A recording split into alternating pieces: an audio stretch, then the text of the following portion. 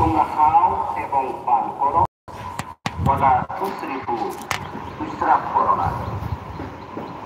আল্লাহ তাআলা বলতেছেন খাও এবং পান করো। এখন কি খাবো? তাইয়্যিবাত, যে সমস্ত পবিত্র জিনিস, হালাল জিনিস, সেগুলো থেকে খাও এবং পান করো, ইসরাফ করো না। খাওয়াটা হচ্ছে কখনো কখনো খাওয়া হচ্ছে ওয়াজিব, যেমন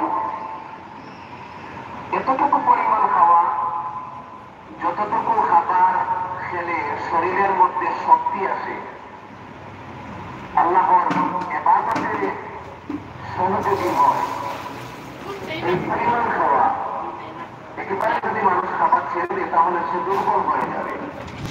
কিন্তু এতটুকু পরিমাণে খাওয়া, যেই পরিমাণটা খেলে একজন মানুষের জীবন ধারণ করার মতো হয়, এতটুকু পর্যন্ত খাওয়া। খাওয়ার পর শরীরের মধ্যে যে শক্তি হয়, সেই শক্তি নিয়ে আপনি মাইক করবেন, মানুষের সাথে ঝগড়া করবেন না। এই শক্তিটা আপনি আল্লাহর ইবাদতের পিছনে ব্যয় করবেন।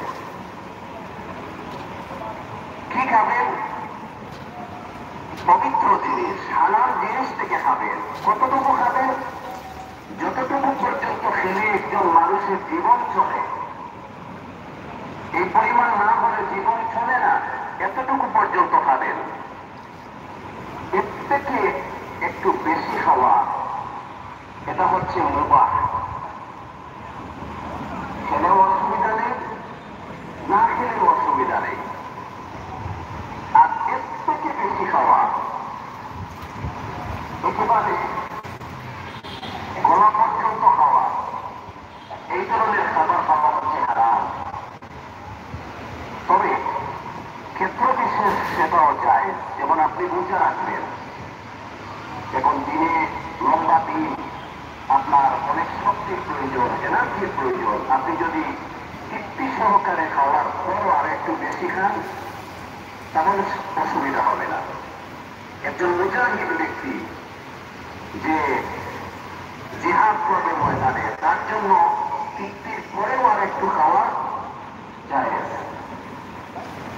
তালেবে ইলম যারা লেখাপড়ায় ব্যস্ত, লেখাপড়ার জন্য অনেক শক্তির প্রয়োজন, অনেক মেধার প্রয়োজন, চিন্তা ফিকিরের প্রয়োজন। ওরা যদি তৃপ্তি সহকারে খাওয়ার পর আর একটু বেশি খায়, এটা তাদের কোনো নাজায়েজ হবে না। কিন্তু সাধারণ অবস্থায় তৃপ্তি সহকারে খাওয়ার পর অতিরিক্ত খাওয়া হচ্ছে হারাম।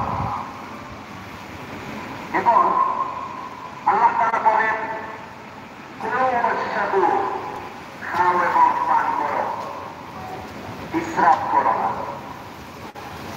বিয়ে শাদীতে যান, সেন্টারে যান, যত খাবার ইসরাফ করা হয়, নষ্ট করা হয়। এখনকার বিয়ের পুরো আয়োজনটাই হচ্ছে ইসরাফ। ইসলাম তো এরকম বলে নাই। আপনি এরকম করবেন, এত ইসরাফ করবেন, এটা তো ইসলাম বলে না, ইসলাম সমর্থন করে না। তাহলে মুসলমানের দাবি করে কেন আমরা অযথা বাড়াবাড়ি করি? বিয়ের শাদীর আয়োজনে কত খাবার নষ্ট করা হয়, অথচ এটা মোটেই কাম্য ছিল না। এজন্য যারা আয়োজক, তারাও খেয়াল রাখতে হবে, যেটা ইসলাম সমর্থন করে না সেটা করা যাবে না। এবং যারা দাওয়াতি খেতে যায়, ওনাদেরও খেয়াল রাখতে হবে, কোনো অবস্থাতে ইসরাফ করা যাবে না, খাবার নষ্ট করা যাবে না। ইসলাম আমাদের সব শিক্ষা দিয়েছে, নবী করিম সাল্লাল্লাহু আলাইহি ওয়াসাল্লাম আমাদের সব শিক্ষা দিয়েছে। আজকাল আমরা যে খাবারগুলো খাই, আচ্ছা আপনারা বলুন তো, বর্তমানে রাস্তার মধ্যে সবথেকে দামি গাড়ি ব্যবহার করে কারা? কারা ব্যবহার করে? ডাক্তাররা। রাস্তায় সব থেকে দামি গাড়ি কে ব্যবহার করে? ডাক্তার। বর্তমান সময়ে দেশের মধ্যে থেকে সব থেকে বেশি টাকা ইনকাম করে কারা? ডাক্তাররা। বর্তমান সময়ে সব থেকে বেশি ভিড় লেগে থাকে কোন জায়গার মধ্যে? ডাক্তারখানায়। আর মানুষ একটা পরিবার চালাতে গিয়ে যে পর্যন্ত টাকা খরচ হয় তার 2 গুণ 3 গুণ 4 গুণ 5 গুণ খরচ হয় চিকিৎসার জন্য। এর জন্য মূলত হচ্ছে আমরা দায়ী। কারা দায়ী? আমরা দায়ী। আমরা দায়ী কিভাবে? আমরা ইসলাম যেগুলো বলে সেগুলো ছেড়ে দিয়েছি। ইসলাম ছেড়ে দিয়েছি। মানুষ মনে করে নামাজ রোজা হজ যাকাত এগুলো ইসলাম না। ইসলাম সব জায়গায় আছে। ইসলাম সব জায়গায় আছে। আল্লাহ তাআলা মানুষ সৃষ্টি করেছেন ইন্না খালাকনাকুম মিন তুরাব, মাটির উপাদান দিয়ে। আর্টিফিশিয়ালি মানুষ আল্লাহ সৃষ্টি করেন নাই। মাটির উপাদান দিয়ে আল্লাহ মানুষ সৃষ্টি করেছেন। কাজেই মানুষের জন্য মাটি থেকে উৎপন্ন খাবারগুলোই হচ্ছে মানুষের জন্য বেস্ট। এগুলো যদি ছেড়ে দিই আমরা আর্টিফিশিয়ালি খাবারের দিকে যাই তাহলে আমাদের বিভিন্ন অসুখ বিসুখে দেখা দেবে। আজকে বাজারে যান, আমরা যে খাবারগুলো খাই প্রধান খাবারের উৎস হচ্ছে চাল। এই চালটা আর্টিফিশিয়ালি হয়ে গেছে। চালটা কি হয়ে গেছে? আর্টিফিশিয়ালি হয়ে গেছে। কাটারি গুঁড়ো, ধান আছে, ধানকে চাউলকে কাটিং করে পালিশ করে মেডিসিন করে এটাকে বিভিন্ন নাম দেওয়া হচ্ছে, ছড়া মূল্যে বিক্রি করা হচ্ছে। আসলে এই সমস্ত খাবারগুলো আমাদের জন্য উপকারী নয়, বরং ক্ষতিকারক। এখন আমাদের জন্য উপকারী হচ্ছে যদি ভাত খান তাহলে লাল চালের ভাত হচ্ছে উপকারী। লাল চালের ভাত, এটাকে মেশিন দিয়ে রিফাইন করে পালিশ করে তার উপর থেকে পাতলা আবরণটা ফেলে দিলেন, উপকারী জিনিসটা ফেলে দিলেন, আর ভিতরে শুধু স্বাদটা খাচ্ছেন। এটাতে আপনার শরীরে সুগারের মাত্রা বৃদ্ধি পাচ্ছে, কোনো উপকার হচ্ছে না। এজন্য আমরা যে চাউলটা খাই সেটার মধ্যে ভেজাল। এজন্য গ্রামে গঞ্জে যাদের বাড়ি আছে লাল চাল চাষাবাদ করে, লাল চাল খান, সুস্থ থাকতে পারবেন। এবং বাজারে মাছ কিনতে যান, সেটা পাবেন ফিশারির মধ্যে ফিড খাওয়ানো। চেষ্টা করেন আর্টিফিশিয়ালি বাদ দিয়ে ন্যাচারাল যে সমস্ত মাছ সেগুলো খেতে। ব্রয়লার মুরগি এটা নির্দিষ্ট সময়ের মধ্যে সময় অতিক্রম করলে সেটা মারা যায়, আদিষ্ট করে মারা যায়। এখন চিন্তা করেন তাকে কি পর্যন্ত মেডিসিন দেওয়া হচ্ছে। এই জিনিসটা যখন মানুষ খাবে উপকারের পরিবর্তে ক্ষতির মাত্রা বৃদ্ধি পাবে। এজন্য আল্লাহ মানুষ সৃষ্টি করেছেন মাটি দিয়ে, আর মানুষের জন্য সেই খাবারটাই উপকারী যেটা মাটি থেকে ন্যাচারাল ভাবে উৎপন্ন হয়। ন্যাচারালটা ফেলে দিয়ে আমরা আর্টিফিশিয়ালি খাবারের দিকে ধাবিত হচ্ছি, আর আমাদের নতুন নতুন রোগ বালাই আমাদেরকে আক্রমণ করতেছে। এই বিষয়গুলো আমাদের সবাইকে, কারণ বাজারকে যারা নিয়ন্ত্রণ করতেছে ওরা সিন্ডিকেট, এই সমস্ত জিনিসগুলো যারা উৎপাদন করতেছে ওরা সিন্ডিকেট। এই সমস্ত সিন্ডিকেট প্রধানমন্ত্রী বলেছেন সিন্ডিকেট ভাঙা যাবে না। কাজে উনি যখন বলতেছেন আমরা তো পারবো না, আমরা আমাদেরকে পরিবর্তন করতে হবে। হযরত নবী করিম সাল্লাল্লাহু আলাইহি সাল্লাম ন্যাচারাল জিনিস খেতেন।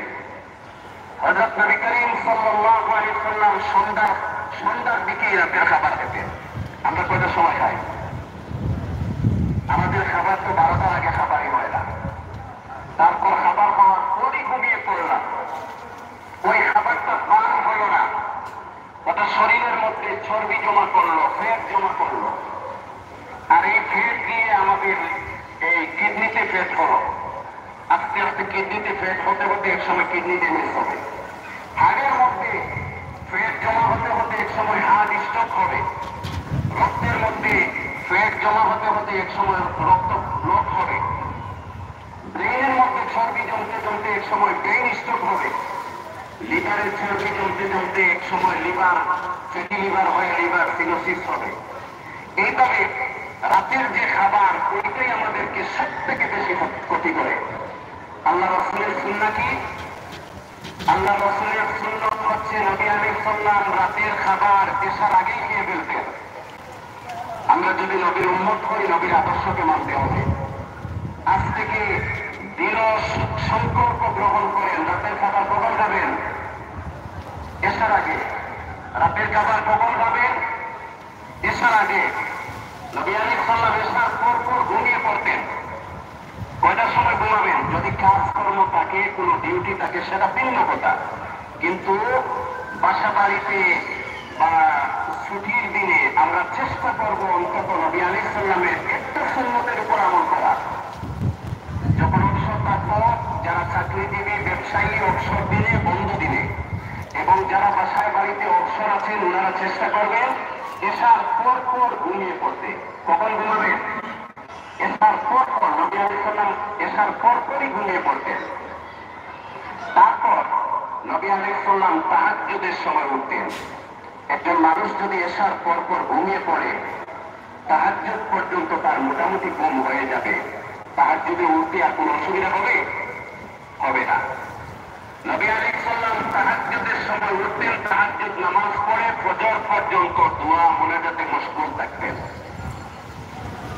ফজরের নামাজ পড়তেন।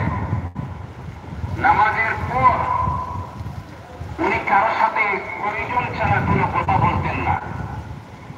সূর্য ওঠা পর্যন্ত তিনি দোয়া এবং জিকির আজকারে মশগুল থাকতেন। তারপর মাত্র সময়টা অতিবাহিত হওয়ার পর উনি ইশরাকের নামাজ পড়তেন। আমরাও আমাদের জীবনটা এইভাবে চালানোর চেষ্টা করব। তারপর নবী আলাইহিস সালাম মসজিদ থেকে ঘরে আসতেন। ঘরে আসার পর উনি ঘুমাতেন না।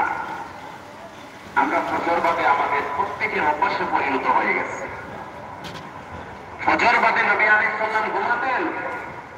বলেন, ফজর বাদে আল্লাহ রসুল ঘুমাতেন? ফজর বাদে আল্লাহ রসুল ঘুমাইতেন না। কারণ ওই সময় বনি আদমে রিজিক বন্টন করা হয়।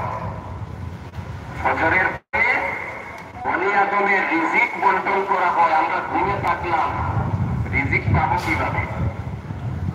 এজন্য নবী আলাইহিস সালাম ফজরের পর ঘুমাতেন না। আমরাও চেষ্টা করবো না ঘুমানো। তারপর নবী করিম সাল্লাল্লাহু আলাইহি সাল্লাম উনার প্রধান খাবারের সময় ছিল দুপুরে। উনি খেতেন, উনি যা খেতেন দুপুরেই বেশিরভাগ খেতেন। দুপুরে খাওয়ার পর উনি একটু বিশ্রাম করতেন। সকালে একটু নাস্তা করতেন, দুপুরে উনি একটু খেতেন, আর দুপুরের খাবারের পর উনি একটু বিশ্রাম করতেন। তাহলে আমাদের খাদ্যাভ্যাস পরিবর্তন করতে হবে। সকালে একটু ব্রেকফাস্ট করবেন, দুপুরে একটু খাবেন। আমি আগে বলেছি আমরা মানুষ সৃষ্টি করেছেন মাটি দিয়ে। মাটি থেকে উৎপন্ন জিনিসগুলোই আমাদের জন্য উপকারী। মাটি থেকে যে সমস্ত জিনিস, সবুজ শাক সবজি, এটা প্রচুর পরিমাণে খাবেন। ব্রয়লার মুরগি পারলে ছেড়ে দেন, আর্টিফিশিয়ালি যত খাবার পারলে ছেড়ে দেন। সবুজ শাক সবজি বেশি পরিমাণে খাবেন এবং সেটা দুপুরে খাবেন। এবং চেষ্টা করবেন বাজারের যে সমস্ত কাটিং করা, পালিশ করা, ওই সমস্ত চাল ছেড়ে দিয়ে ন্যাচারাল চাল সংগ্রহ করে একটু ভাত খেতে। আর রাতের খাবারটা সন্ধ্যার পর নবী আলাইহিস সালাম খেতেন। আমরা ওনার উম্মত হিসেবে আমরা ওই সুন্নতটা ধরে রাখার চেষ্টা করব। দেখবেন এইরকম যদি লাইফস্টাইল চেঞ্জ করে ফেলেন, অনেকটা অসুখ বিসুখ আপনাকে ধরবে না। যদিও ধরে ফেলেছি, আস্তে আস্তে ওগুলো ছেড়ে যাবে। নবী আলাইহিস সালাম কোন খাবার পছন্দ করতেন? উনি ঘি পছন্দ করতেন,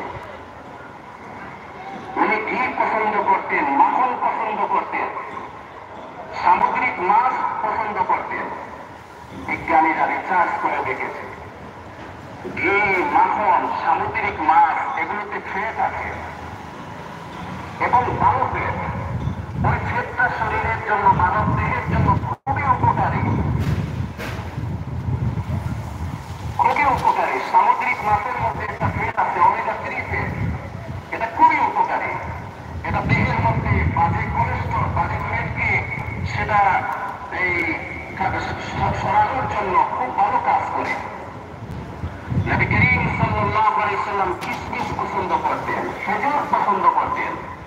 যাদের সুগার নেই ওনারা বা সুগার কন্ট্রোলে আছে ওনারা সেটাও খেয়ে দিন শুরু করতে পারে, কিশমিশ খেতে পারেন, এটা খুবই উপকারী। নবী আলাইহিস সালাম মধু পছন্দ করতেন। মধু মৃত্যু ব্যতীত সব রোগের ঔষধ, মহা ঔষধ। মধু, খাঁটি মধু, আপনার ভেজালে বাজার ভর্তি। এই ভেজালের মধ্য থেকে আসলটা আপনাকে খুঁজে বাহির করে চিনে নিয়ে আসতে হবে। নবী করিম সাল্লাল্লাহু আলাইহি ওয়াসাল্লাম জয়তুন পছন্দ করতেন এবং জয়তুনের তেল ওই শরীরে মাখতেন। আমরা কোন তেল ব্যবহার করি? রান্নার কাজে সয়াবিন ব্যবহার করি। সয়াবিনটা মূলত হচ্ছে পেট্রোলিয়াম। সয়াবিন খাচ্ছেন মানে পেট্রোল খাচ্ছেন। সয়াবিন মানে পেট্রোল খাচ্ছেন। নবী করিম সাল্লাল্লাহু আলাইহি ওয়াসাল্লাম জয়তুনের তেল পছন্দ করতেন। যদি সম্ভব হয়, যাদের টাকা আছে অলিভ অয়েল ব্যবহার করেন রান্নার কাজে, এটা আপনার জন্য খুবই উপকারী। অথবা সেটা যদি সম্ভব না হয় তাহলে অলিভ অয়েল অথবা এক্সট্রা ভার্জিন কোকোনাট অয়েল, কিন্তু সয়াবিনটা ছেড়ে দিতে হবে যদি আপনি সুস্থ থাকতে চান। সেটা সম্ভব না হলে আপনি কালি বাঙ্গা খাঁটি সরিষার তেলটা ব্যবহার করতে পারেন। এবং খুবই কম পরিমাণে আমাদের ঘরে বাসা বাড়িতে অতিরিক্ত তেল ছাড়া তো রান্নাই হয় না। এবং দেখেন আরেকটা ভুল আমরা করি, ওই যে তেলটা হাই আপনি ওটাকে পুরানো হয়, তেলের আপনি একশো ভাজি কোকোনাট তেল দিয়ে রান্না করতেছেন অথবা অলিভ অয়েল দিয়ে রান্না করতেছেন, কিন্তু আপনার চুলার নিচে হাই স্পিডে রাখুন। এটা থেকে যে তাপ উৎপন্ন হচ্ছে আপনার তেলের যে উপকার সেটা ধ্বংস হয়ে যাচ্ছে। এজন্য তেলটা আপনি রান্না আপনার তরকারিটা নামানোর কিছুক্ষণ আগে অথবা একটু ঠান্ডা হওয়ার পরে আপনি দিবেন, যাতে তার গুণাগুণটা নষ্ট না হয়। আমরা রান্নার জন্য আরেকটা ভুল করি, সবুজ শাকসবজি আমাদের জন্য খুবই উপকারী, কিন্তু আমরা ওইটাকে বাঁচতে বাঁচতে পুড়াইতে সবুজটাকে যতক্ষণ না কাটা হবে ততক্ষণ তাকে রেহাই দেওয়া হয় না। তার যত গুণাগুণ সব নষ্ট হয়ে যায়। এজন্য এগুলো আমাদের জানা খুবই উপকারী। এজন্য আপনাদের বলতেছি আমরা আমাদের লাইফস্টাইল পরিবর্তন করতে হবে। তাহলে এত ডাক্তারখানায় যাওয়া লাগবে না, এত ওষুধ কিনা লাগবে না, আমরা নিজেরাই সুস্থ থাকতে পারব। আমাদের লাইফস্টাইলটা যদি পরিবর্তন করি, বিশেষ করে রাত্রের খাবারটা যদি সন্ধ্যার আগে এসার আগে খেয়ে সন্ধ্যার পর এবং যদি আমরা যদি এসার পর ঘুমিয়ে পড়ি, তাহাজ্জুদে উঠি, আল্লাহর কাছে কান্নাকাটি করি, নামাজ রোজা তারপর শরীয়তের বিধিবিধান পরিপূর্ণভাবে মেনে চলি, দেখবেন বরকতও পাবেন, শরীরের মধ্যে আরামও পাবেন, আপনি দিন দিন অসুস্থ হবেন না। এজন্য আল্লাহ রাব্বুল আলামিন বলেন, কুলু ওয়াশরাবু, তোমরা খাও পান করো, ওয়ালা তুসরিফু, ইসরাফ করো না। এবং কি খাবেন? তাইয়্যিবাত, আমি আল্লাহ যা পবিত্র হালাল হিসেবে পবিত্র হিসেবে যেগুলো দিয়েছি সেগুলো থেকে তোমরা খাও এবং সেগুলো থেকে পান করো। আল্লাহ তার মুমিনদের ডাক দিয়ে বলতেছেন, হে ঈমানদারেরা, তোমরা চক্রবর্তী হারে সুদ খেও না এবং তোমরা আল্লাহ তাআলাকে ভয় করো, আশা করা যায় তোমরা সফল কাম হতে পারবে। আর যারা সুদী কারবারের সাথে, অনেক ব্যবসায়ীরা সুদী কারবারের সাথে জড়িত, আফসোস আপনি আপনার ব্যবসাকে, আপনার যে হালাল পুঁজি আছে সামান্য একটু হারাম মিক্স করে সুদ এনে আপনার পুরা ব্যবসাটাকেই আপনি হারাম বানিয়ে ফেলতেছেন। ওই হারামটা আপনি খাচ্ছেন, আপনার পরিবারের লোকদের খাওয়াচ্ছেন। এর দ্বারা আল্লাহ রাব্বুল আলামিনের কাছে ইবাদত কবুল হওয়ার জন্য অন্যতম শর্ত হচ্ছে আপনি যে খাবারটা খাচ্ছেন সেটা হালাল হতে হবে। আপনার আমার যদি খাবারটা হালাল না হয়, যে ইবাদতই করি সেটা আল্লাহর দরবারে কবুল হবে না। এজন্য ব্যবসায়ীরা চেষ্টা করবেন, যারা জড়িয়ে পড়েছেন বের হয়ে যান, আল্লাহর কাছে তওবা করেন, নতুন করে কোনো সুদের সাথে জড়াবেন না, ব্যাংকের ইন্টারেস্টের সাথে জড়াবেন না। চেষ্টা করেন আপনার হালাল অল্প যে পুঁজি আছে সেটা দিয়ে আপনি ব্যবসা করেন, দেখবেন আল্লাহ আপনাকে এক সময় বরকত দান করবে, অল্প পুঁজিতে বরকত দান করবে। এক সময় আপনি এখান থেকেই আপনার পরিবার চালাতে পারবেন, আপনি একজন বড় ব্যবসায়ী হিসেবে প্রতিষ্ঠিত হতে পারবেন। তারপর আল্লাহ রাব্বুল আলামিন বলেন, ওয়াত্তাকুন নারাল্লাতী উ'ইদ্দাত লিল কাফিরিন, জাহান্নামের আগুনকে তোমরা ভয় করো, কাফিরদের জন্য এটাকে তৈরি করে রাখা হয়েছে। আল্লাহ তাআলা বলেন জাহান্নামকে ভয় করো, তোমরা সুদ ছেড়ে দাও, আল্লাহকে ভয় করো, জাহান্নামকে ভয় করো, তোমরা সুদের ধারে কাছেও যেও না। আল্লাহ তাআলা অন্য আয়াতে বলেন যে ব্যক্তি এমনটা করবে, সুদ খাবে, সে যেন আল্লাহ এবং তার রাসূলের সাথে বিহারবিন মিনাল্লাহি ওয়া রাসূলি, আল্লাহ এবং তার রাসূলের সাথে সে যেন যুদ্ধের জন্য প্রস্তুত হয়ে যায়। কাজেই আল্লাহ তাআলা বলেন জাহান্নামকে আমি কাফিরদের জন্য তৈরি করে রেখেছি, মুমিনদের জন্য আসলে আল্লাহ জাহান্নাম তৈরি করেন নাই। হযরত নবী করিম সাল্লাল্লাহু আলাইহি ওয়াসাল্লামের কাছে একজন মহিলা আসলো, কুলের মধ্যে একজন শিশু এসে বলল, ইয়া রাসূলুল্লাহ, আমি আমার কুলের শিশুকে যেই রকম মহব্বত করি, আল্লাহ তাআলা কি তার বান্দা বান্দীদের এইভাবে মহব্বত করেন? তখন নবী করিম সাল্লাল্লাহু আলাইহি ওয়াসাল্লাম বললেন, হে মহিলা, তুমি তোমার কুলের সন্তানকে যেই রকম মহব্বত করো, আল্লাহ রাব্বুল আলামিন তার বান্দা বান্দীদেরকে এর থেকেও অনেক গুণ বেশি মহব্বত করেন।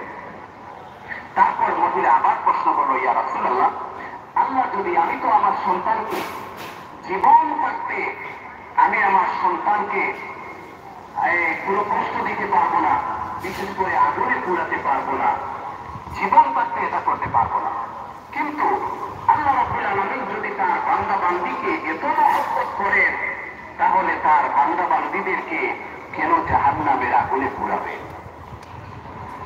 ওই মহিলার এই প্রশ্ন শুনে হযরত নবী করিম সাল্লাল্লাহু আলাইহি ওয়াসাল্লাম সিজদায় পড়ে গেলেন।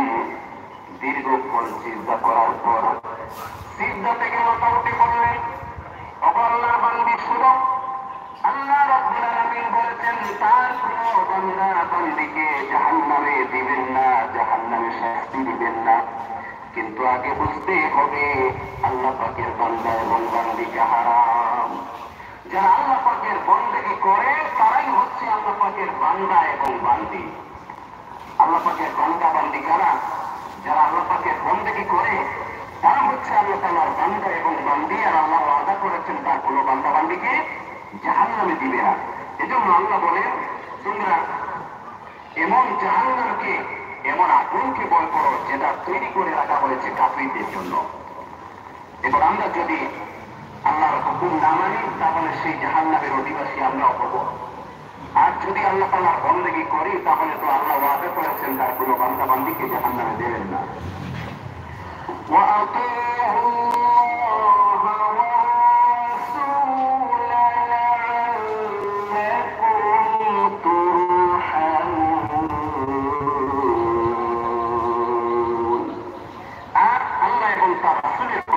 চলো, আশা করা যায় তোমাদের উপর দয়া করা হবে। আল্লাহর হুকুম এবং নবীর তরিকাকে তোমরা মেনে চলো। ওয়াতিউল্লাহ ওয়ার রাসূল, আল্লাহর অনুসরণ করো, রাসূলের অনুসরণ করো। নবী করিম সাল্লাল্লাহু আলাইহি ওয়াসাল্লাম বলেন আমার সব উম্মতেরা জান্নাতে যাবে, কিন্তু যে অস্বীকার করেছে সেই ব্যক্তি বাদে। সাহাবায়ে কেরাম প্রশ্ন করলেন, ইয়া রাসূলুল্লাহ, জান্নাতে যেতে কেউ অস্বীকার করে নাকি? তখন নবী করিম সাল্লাল্লাহু আলাইহি ওয়াসাল্লাম বললেন আমার তরিকাকে, আমার সুন্নতকে যারা মানবে তারা আমি নবীর সাথে জান্নাতে যাবে, আর যারা আমার তরিকা মানবে না, আমার সুন্নত মানবে না, ওরা যেন জান্নাতে যেতে অস্বীকার করলো। এজন্য আল্লাহ বলেন তোমরা আমার ইতাআত করো, আমার বন্দেগী করো এবং রাসূলের ইতাআত করো, রাসূলের সুন্নতকে, রাসূলের আদর্শকে তোমরা মেনে চলো। এবং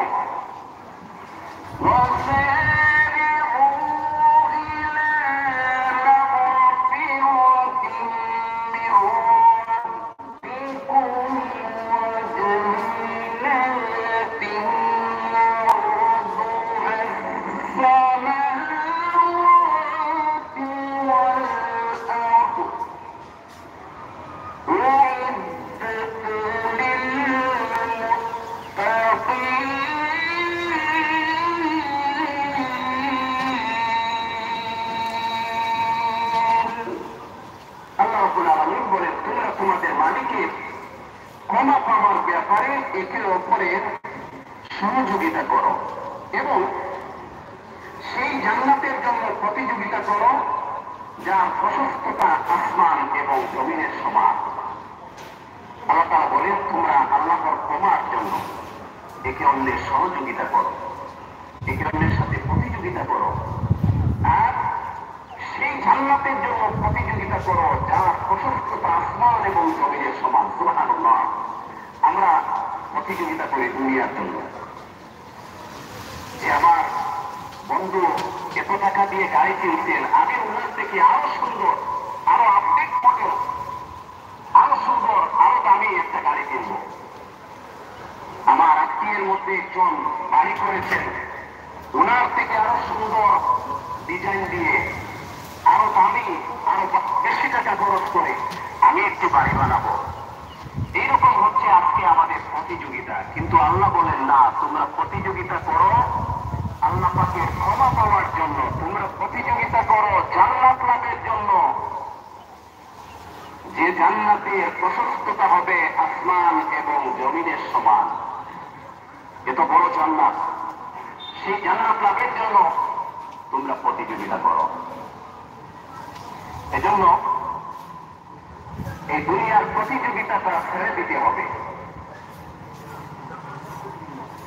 আর আখিরাতের জন্য, কারণ দুনিয়াটা ক্ষণস্থায়ী, দুনিয়াটা ক্ষণস্থায়ী। একজন জ্ঞানী ব্যক্তি দুনিয়ার উদাহরণটা দিয়েছিলেন এইভাবে, যে দুনিয়াটা হচ্ছে খুবই অপরূপা একজন সুন্দরী সরলাময়ী নারী, আর এই সুন্দরী রমণীকে পাওয়ার জন্য দুনিয়ার সব মানুষ পাগল। কিন্তু দুনিয়া নামক সেই সুন্দরী রমণীটা এমনই সরলাময়ী, সে কাউকে ধরা দেয় না। এজন্য দুনিয়াকে পাওয়ার জন্য সবাই চেষ্টা করে, কিন্তু দুনিয়া কাউকে ধরা দেয় না। কাজে এই দুনিয়ার জন্য প্রতিযোগিতা না করে আখিরাতের জন্য প্রতিযোগিতা করতে হবে। নবী আলাইহিস সালাম বলেন, দুনিয়াতে তুমি এমন ভাবে বাস করো যেমন কোন মুসাফির বা কোন ফকির থাকে। একজন মুসাফির, উনি সফর শুরু করছেন, রাস্তার মধ্যে একটু বিশ্রাম নিয়েছে। যেমন একজন মানুষ ঢাকায় যাবে, রাস্তার জন্য একটু ব্রেক দিয়েছে, একটু জরুরত সারার জন্য, হালকা নাস্তা করার জন্য। এখন এটা হচ্ছে সামান্য বিরতিস্থল, এটা তার গন্তব্য নয়। তার গন্তব্য হচ্ছে ঢাকা। বা এর পূর্বে যখন রাস্তাঘাটের প্রচলন ছিল না, মানুষ দূর দূরান্তের পথ অতিক্রম করত পায়ে হেঁটে, আর পায়ে হেঁটে মানুষ চলাচল করত। এজন্য আগেকার যুগে মানুষ দীর্ঘায়ু ছিল, বেশি দিন বাঁচত, ওদের রোগ ব্যাধিও খুব ছিল না। ওরা ন্যাচারাল জিনিস খেত, নিজের উৎপন্ন শাকসবজি খেত, বাগানের নিজের ফসলের ক্ষেতের জিনিস খেত, ন্যাচারাল জিনিস খেত, নদী পুকুরের খাল বিলের তাজা টাটকা মাছ ওরা খেত। ওরা পায়ে হেঁটে চলাফেরা করত। এজন্য আগেকার মানুষ দীর্ঘায়ু ছিল, রোগ ব্যাধিও কম ছিল। কথা প্রসঙ্গে এসে গেছে, তাই বলতেছি, জাপানের মানুষদেরকে নিয়ে বিজ্ঞানীরা রিসার্চ করেছে। জাপানিদের গড় আয়ু হচ্ছে 100 বছর এবং ওরা এই দীর্ঘ সময় পর্যন্ত তাদের বড় ধরনের কোন রোগ হয় না। রিসার্চ করে ওরা বিজ্ঞানীরা যে তথ্য বাহির করেছে তার মধ্যে থেকে প্রথম হচ্ছে ওদের খাবার দাবার, ওরা বেশিরভাগ ন্যাচারাল জিনিস খায়। দ্বিতীয় নম্বর যে জিনিস সব থেকে গুরুত্বপূর্ণ, সেটা হচ্ছে ওরা অফিস আদালতের ক্ষেত্রে ওরা পায়ে হেঁটে বেশিরভাগ চলাফেরা করে। এখান থেকে যদি বন্দর আম্বরখানায় যদি তাদের অফিস হয়, তারা পায়ে হেঁটে চলাফেরা করে। এর থেকে যদি দূরই হয়, মনে করেন হেতিমগঞ্জ বা গোলাপগঞ্জ, ওরা বাইসাইকেল ব্যবহার করে। এর থেকে যদি আরো দূরে হয়, তাহলে তারা মেট্রো ব্যবহার করে। কিন্তু ওদের হাঁটার অভ্যাস, সাইকেলের অভ্যাস খুব বেশি। এজন্য দীর্ঘদিন পর্যন্ত সুস্থভাবে বাঁচতে হলে ন্যাচারাল জিনিস খেতে হবে এবং বেশি পরিমাণে হাঁটার অভ্যাস করতে হবে। ডাক্তাররা বলেন, আপনি সকালে 1 ঘন্টা বা আধা ঘন্টা হাঁটেন, বিকালে 1 ঘন্টা বা আধা ঘন্টা হাঁটেন। এখন অনেকে আপনি হাঁটতে পারেন না। যেমন মনে করুন, আমি যদি সকালবেলা গল্লি দিয়ে দৌড় শুরু করি, হঠাৎ কেউ দেখে পড়বে এই বছরে কেউ পাগলা কোথা কামড়াবে না।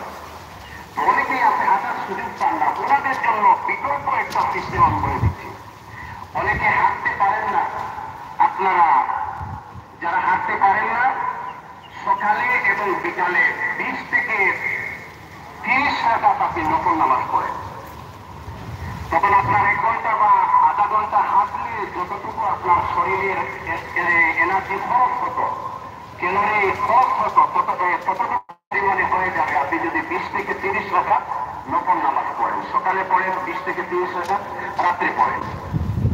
এটা বোঝার জন্য আরেকটা বিষয় বলি, রমজান মাসে ইফতারে আমরা প্রচুর পরিমাণে খাই, শরীরটা খুবই ভারী হয়, নামাজের আগে মনে হয় এত লম্বা নামাজ কিভাবে আদায় করব, কিন্তু এসা বিতির আদায় করার পর শরীরটা কতখানি হালকা লাগে, মনে হয় যে ইফতারে কিছু খাওয়াই হয়ে যায়, এত পরিমাণে হালকা হয়। অথচ নামাজ হয়েছে কয় রাকাত? 29 রাকাত।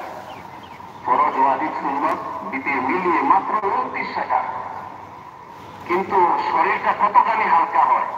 এজন্য যারা সকালে বিকালে হাঁটতে পারেন না, ওনারা সকালে 20 থেকে 30 রাকাত নফল নামাজ পড়েন, রাত্রে 20 থেকে 30 রাকাত নফল নামাজ পড়েন। আপনার হাঁটা আধা ঘন্টা থেকে 1 ঘন্টায় হাঁটলে যতটুকু আপনার উপকার হতো ততটুকুই হয়ে যাবে। তো পূর্বেকার যুগে মানুষ হাঁটতো, পায়ে হেঁটে চলাফেরা করত, রাস্তার মধ্যে একটু বিশ্রাম নিত, বিশ্রাম নেওয়ার পর কিছু বিশ্রাম নিয়ে আবার তারা পথ শুরু করত। এই যে এখানে বিশ্রাম নিয়েছে, এটা তাদের গন্তব্য না, তাদের গন্তব্য হচ্ছে ওই দূরে কোথাও যাবে, বাজারে যাবে অথবা অন্য কোনো কাজে যাবে। ঠিক তেমনি ভাবে নবী করিম সাল্লাল্লাহু আলাইহি সাল্লাম বলেন, দুনিয়াতে তুমি এমন ভাবে চলাফেরা করো যেমন কোন মুসাফির বা পথিক থেকে। তো আমরা এই দুনিয়াটা হচ্ছে আমাদের জন্য মুসাফির খানা। কিভাবে? আমরা জগৎ থেকে এই দুনিয়া এসেছি, আমাদের আমাদের আসল ঠিকানা, আসল বাড়ি হচ্ছে জান্নাত। আমাদের আসল বাড়ি কোথায়? জান্নাত। এখানে আমরা কিছুক্ষণের জন্য বিশ্রাম নিচ্ছি দুনিয়াতে, এই কিছুক্ষণের জন্য বিশ্রাম নেওয়ার জন্য এই দুনিয়ার জিন্দেগি। এজন্য আল্লাহ রাব্বুল আলামিন বলেন, তোমরা আল্লাহ পাকের ক্ষমা পাওয়ার ব্যাপারে একে অন্যের সাথে প্রতিযোগিতা করো, আর এমন জান্নাত পাওয়ার জন্য একে অন্যের প্রতিযোগিতা করো যে জান্নাতের প্রশস্ততা আসমান এবং জমিনের সমান। তো আজকের আলোচনা থেকে আমরা শুনলাম আল্লাহ তাআলা বলেন যে তোমরা আল্লাহর ইতাআত করো, নবীর ইতাআত করো, নবীর অনুসরণ করো, এবং নবীর অনুসরণ করতে হবে। আমাদের লাইফস্টাইল আমরা পরিবর্তন করতে হবে। নবী আলাইহিস সালাম সন্ধ্যার পর খেয়ে ফেলতেন, আমরা আমাদের রাতের খাবারটা সন্ধ্যার পর খেয়ে ফেলবো। নবী আলাইহিস সালাম এশার পর ঘুমিয়ে যেতেন, আমরা এশার পর ঘুমিয়ে যাব। নবী আলাইহিস সালাম তাহাজ্জুদে উঠতেন, আমরাও তাহাজ্জুদে উঠবো। নবী আলাইহিস সালাম ফজরের নামাজ পড়ে সূর্য ওঠা পর্যন্ত, তারপর মাত্র সময়টা পর্যন্ত বসে মসজিদে উনি দোয়া, ওয়াজিফা, তেলাওয়াত, তাসবিহ এগুলোর মধ্যে মশগুল থাকতেন। আমরাও মসজিদে ফজরের নামাজ পড়ে আমরা সূর্য ওঠা পর্যন্ত, তারপর সময় অতিবাহিত হওয়া পর্যন্ত মসজিদে দোয়া, দুরূদ, জিকির, ওয়াজিফার মধ্যে মশগুল থাকবো। তারপর মাত্র সময়টা অতিবাহিত হওয়ার পর আমরা আল্লাহ আমাদের সমস্ত জিন্দেগির গুনাহ মাফ ফরমাও, তোমার মকবুল গোলামি নসিব ফরমাও। আয় আল্লাহ, আমাদেরকে আল্লাহ তোমার মর্জি মতো নবী আলাইহিস সালামের তরিকা মতো জীবন পরিচালনার তৌফিক দান ফরমাও। আল্লাহ আমাদের হেদায়েত নসিব ফরমাও। আয় আল্লাহ, तमाम दुनिया मुमिन मुमिनातদেরকে মাফ ফরমাও। আল্লাহ আমাদের সমস্ত মুরজিগানদের মাফ ফরমাও, আমাদের বিমারীদেরকে শিফা দান ফরমাও। আয় আল্লাহ, আমাদের तमाम দিনী হাজাতগুলো পূর্ণ ফরমাও, तमाम জরুরিয়াতগুলো পূর্ণ ফরমাও, तमाम মুশকিলাতগুলো আসান ফরমাও। আল্লাহ আমাদের দেশের মধ্যে রহম আর করম ফরমাও। আয় আল্লাহ, সমস্ত দুনিয়ার মধ্যে রহম আর করম ফরমাও। আয় আল্লাহ, মৃত ব্যক্তিদেরকে আল্লাহ তুমি জান্নাতুল ফিরদাউস নসিব ফরমাও। আয় আল্লাহ, শাহাদাতের দরজাত বুলন্দ ফরমাও। আয় আল্লাহ, বিশ্বের আনাচে কানাচে যত মানুষ নির্যাতিত, আল্লাহ নির্যাতিত মানুষগুলোর তুমি সাহায্য ফরমাও। আল্লাহ আমাদের ঈমান আমলের হেফাজত ফরমাও। রব্বুল আলামিন, আখেরি গুজারিশ, আয় আল্লাহ আমাদের যখন হায়াত শেষ হয়ে যাবে, আল্লাহ দৌলতে ঈমান দিয়ে তুমি দুনিয়া থেকে বিদায় করো। আল্লাহ, যারা মক্কা মদিনা জিয়ারত করেছেন, বারবার জিয়ারতের তৌফিক দান ফরমাও। আল্লাহ, যারা জিয়ারত করতে পারেন নাই, মৌতের আগে অন্তত একবার আল্লাহ তাদেরকে জান্নাতুল আল্লাহ মক্কা মদিনা জিয়ারত নসিব ফরমাও। বিফদ্লি সুবহান রাব্বিকা রাব্বিল ইজ্জাতি আম্মা ইয়াসিফুন ওয়া সালামুন আলাল মুরসালিন ওয়া আলহামদুলিল্লাহি রাব্বিল আলামিন।